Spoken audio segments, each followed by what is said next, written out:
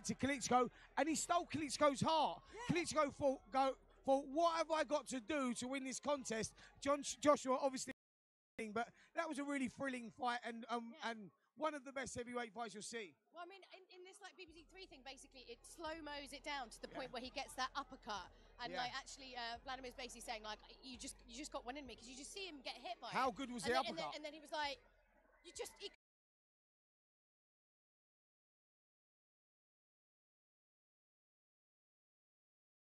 I didn't realise it was a unisex toilet. No, that's genuinely true. That is a story for your kids, isn't it? This is a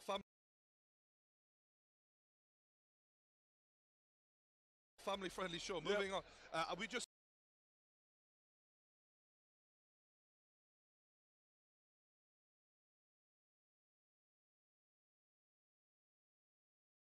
seeing Jake Paul and Logan Paul backstage. How are they looking? Composed, calm, no stress at all, to be honest with you. But serious is the word I think I used.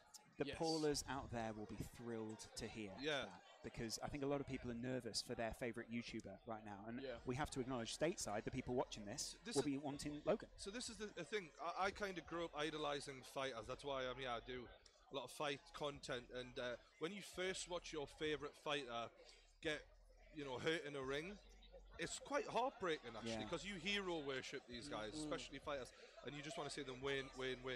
And I think it's going to be a very new feeling for someone out there tonight who has, out of Logan and JJ's fan bases, that's all they are. These guys are winners. And one of them, for the first time in the eyes of their fans, is going to be a loser. It's going to be hard to take. I'll tell you a little story from last time, the Copper Box Arena. Tell me a story, where, and it's a lovely story, where Joe fought JJ. Everything finished, and there was a mass of girls waiting behind the barriers that you can see behind us on camera here. Sobbing, some of them, so upset that you've been beaten, and also some of them so happy, but just overjoyed that JJ had won.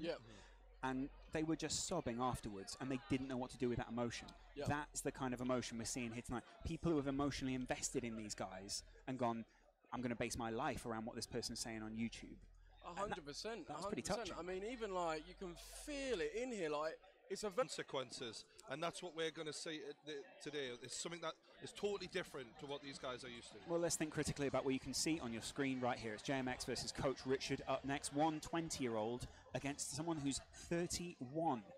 That is 11 years experience, one over the other. But the size difference is huge. Evens that out. Yeah, the absolutely. thing is, 6'5". JMX is a very athletic boy, but Coach Richards was an actual athlete professionally, Olympic level, 100-meter sprinter if I'm not mistaken. And he's a two-time European gold medalist. So we're not going to see someone at a massive disadvantage the way I feel like JMX's last opponent was in terms of athleticism. 202 pounds versus 185 pounds. How much of a difference is that going to make? Well, it's a whole stone and then some. wow. But athletically speaking, I feel like they're well matched. It's just a case of, can Coach Richards close the distance, because that jab of JMX worked wonders last time. I remember he just walked around that ring, just jabbing the face of him. 9 inches of distance difference in the reach. And we all know that's a lot.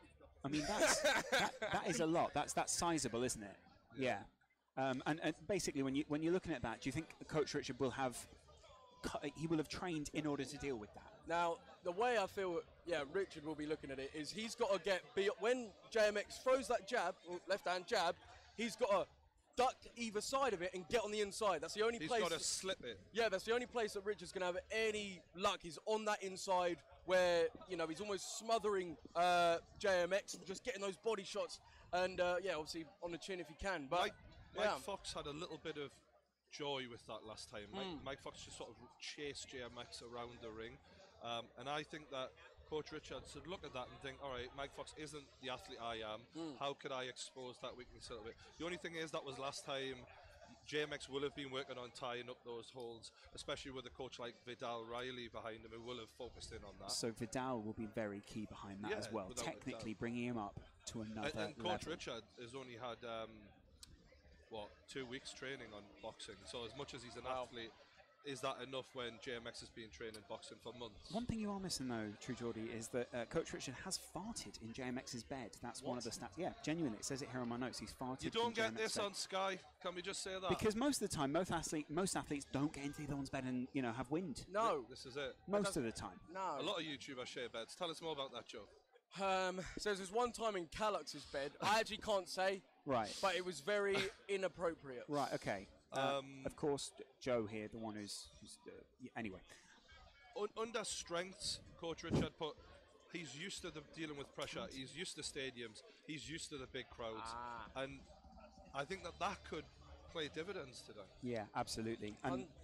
I mean, obviously, I was going to say, yeah, JMX has been here and done it before, but yeah, Richard is used to this environment. If anything, Richard could look at JMX's last tape, the tape of his match, and be able to analyse. Back on both YouTube channels there, certainly interesting. Very different YouTube channels. Coach Richard, 13,000. Yeah. JMX, 2.5 million. I think the numbers speak for themselves there, but actually the numbers don't speak for themselves there, if you know what I mean. I don't know you. Oh, right, okay, what I'm trying to say is 2.5 million through clickbaiting is sometimes different to 13,000. Do you know what I mean? The biggest thing is that numbers are irrelevant when you're in there. Yeah. Do you know what I mean? No, I like what you no said amount of followers. Last time. Yep. Doesn't matter about the followers this time. It's all about who's the better boxer. Can I ask you one question? Is a gold medal relevant, or two of them in Europe? Is it in boxing? If not, I don't think so. I believe it's in sprinting. Well, unless he's going to run away the old time. I guess what I'm saying is maybe you might. he's used to perform.